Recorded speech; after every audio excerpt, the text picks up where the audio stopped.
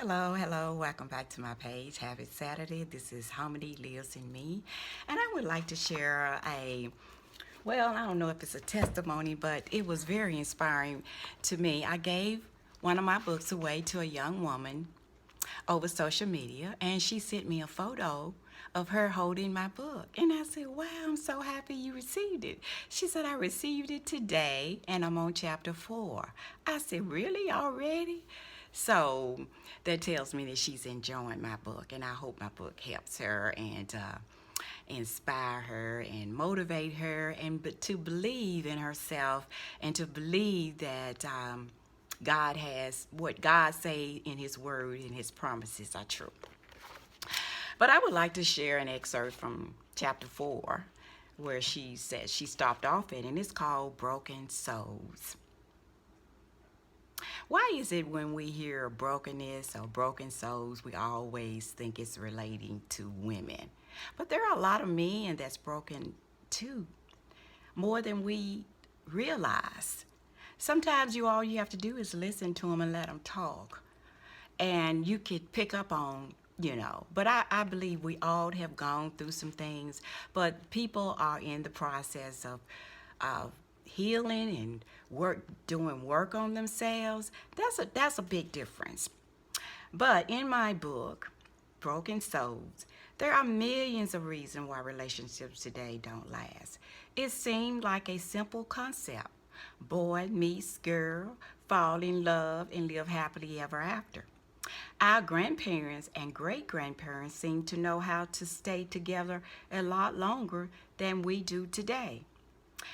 I myself was amongst many women, married and divorced, who have failed at love, left disfigured emotionally, with the mangled heart too personal to discuss, but too evident to hide.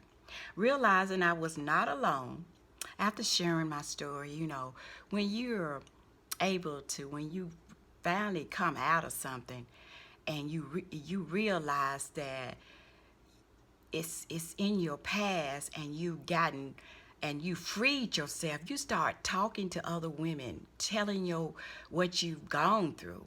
And when I realized that, realizing, hearing and sharing my story, I realized I was not alone.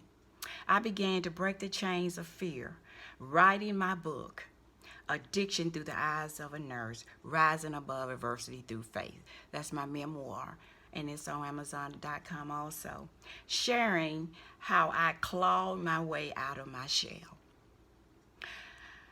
And there are women scarred and left under pressure from deep-rooted pain embedded in their souls cross my path every day.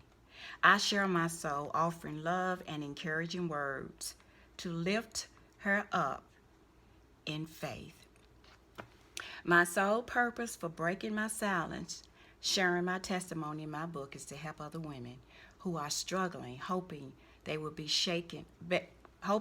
awakened through my story. So, I wrote my first book,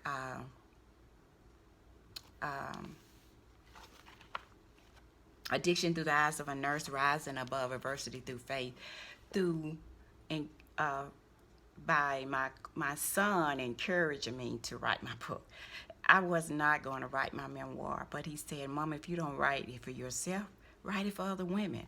So that inspired me to continue to write other books. So what I would like to say, there are a lot of women that are single and not married. And sometimes you have to realize that every woman that is single and not married doesn't have walls up. Doesn't mean she has walls up. Just because a woman don't open up to everybody and tell everything about her life doesn't mean she has walls up.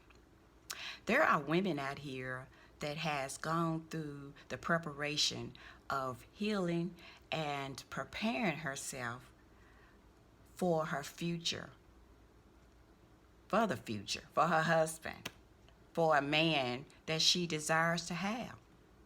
Maybe She's just sitting and waiting for the right one to come along. So every time you see a woman that's alone, just remember that doesn't mean she has walls up. Maybe she's waiting. So I would like y'all to get my book. It has many, many nuggets in here.